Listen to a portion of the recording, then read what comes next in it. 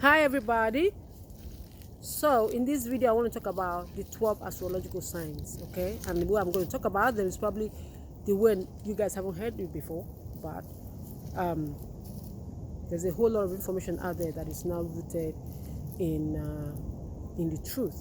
So I'm going to give you guys a perspective on looking at the 12 signs that is different from what you're familiar with. Okay, so you gotta understand that the 12 signs are divided into 4 groups: the first 4, the second 4, and the last 4, and there's a reason for it. Okay, so the first 4: Aries, Taurus, Gemini, Cancer. The first sign, Aries, the individual when they are born is trying to find who they are. They're trying to experience themselves. They don't know themselves, and so they're looking, right, to find who they are. And what are they looking at? They're looking at the cosmos. They're looking at God. They're looking at the sky. They're looking at life in general to find themselves. Okay, so when you find somebody who has a sun or moon in Aries, these people are still trying to find themselves, and it's not a bad thing. It's just where they are. Okay, when you have Taurus, when you move from Aries to Taurus, you stop looking at the sky and looking at, when I mean looking at the sky, your spirit is what is doing the looking, not you consciously. Your spirit, your soul is looking at the cosmos, is looking at the sky, looking at the spirit realm, trying to discover who am I? Who am I? That is the first step of individuation. It begins in Aries. Okay, the steps of individuation begins in Aries, and then after they move from Aries to Taurus, they figured out who they are from the perspective of the cosmos, and from the perspective of, they haven't figured it out, but they have an idea, not consciously now, of who they are from the perspective of the cosmos and the spirit. So in Taurus, they now start looking at the environment. They start looking at the earthly things, the sensual things. You know, that's why Taurus people are so sensual. They're also into food and pleasure, because now they're looking at the earth to see who they are. Who am I in relation to the earth? Who am I in relation to what I'm looking at? How do I fit in, and how do I glean from what I'm looking at who I am? Okay, so when you see somebody with a sun in Taurus, they tend to be very, very, or sun or moon in Taurus, they tend to be very, very fixed, very what's the word, very self-centered, very selfish, very focused on them, focused on their pleasures, focused on their needs, because they're trying to figure out who they are in relation to what the universe is and what this earth is. When you get to Gemini, okay, Gemini has gone past Aries, where they look to the sky. They've gone past Taurus, where they looked around. Now they're trying to be like, okay, so the information I gained from Taurus, from Aries and Taurus, let me experience that for myself. That's why you find that Gemini, sometimes they are too they call them double-faced, because they're trying to create a symmetry between what they've discovered about themselves so far. They're trying to create a cohesive picture. So they're going back and forth, trying to create a cohesive mental picture of what they are. Okay?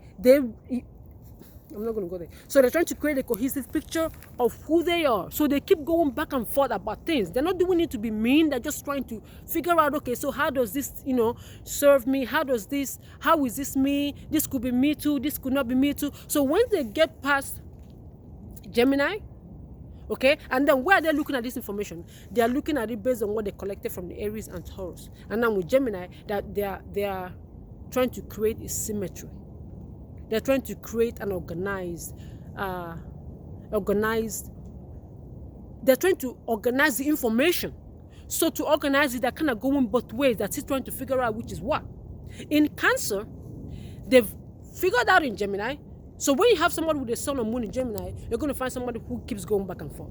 Okay, who is not quite sure, because they're still trying to figure it out. Now, when they get to Cancer, okay, they've taken that and they've enclosed it.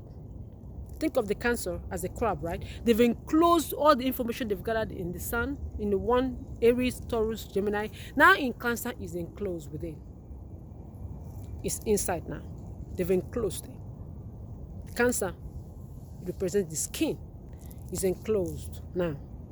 Okay, so when you see people with their sun or moon in Cancer, they're not very open.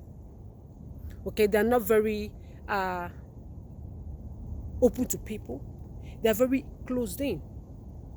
And there's a reason for that, because they've kind of gleaned a sense of who they are, and they've closed it in.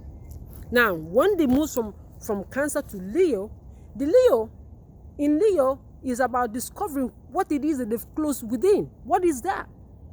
You gotta understand that the human experiencing herself here, she's in a foreign environment. So she's trying to figure out who she is in this environment. So in Leo, they're looking at themselves and like, who is this? Okay, this is what I am. That's why people with a lot of Leo placements, they tend to be very self-expressive, because they're trying to pour out of themselves, okay, what they have within. And they're looking at themselves just like they're pouring themselves out. They're fascinated about what it is that fills them, which is the Leo, that which they have within. They're looking at it. They're trying to understand it. They're trying to see. So when you see them, they're very, very self-expressive. They're very self-demonstrative, but they also have a deep sense of insecurity, because they really don't know themselves. I mean, they know themselves, but they are looking at themselves just like you're looking at them. And so they look at you to see how you respond to them. And so that influences how they feel about themselves. Stop it now. That influences how they feel about themselves. So when you see Leo people that are all this and that and the other, they are really, really insecure. Okay? And then I'm looking at them, oh God. So when you go from Leo and you hit Virgo, in Virgo, they have ripened.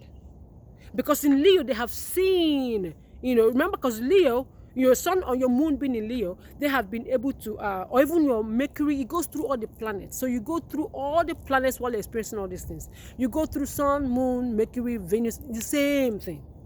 It's the same experience. Okay, so like in Venus in Leo, they're looking at themselves and they're thinking how they relate to the world. Who am I, and who am I in response to the world in terms from the Venusian angle? It's the same thing.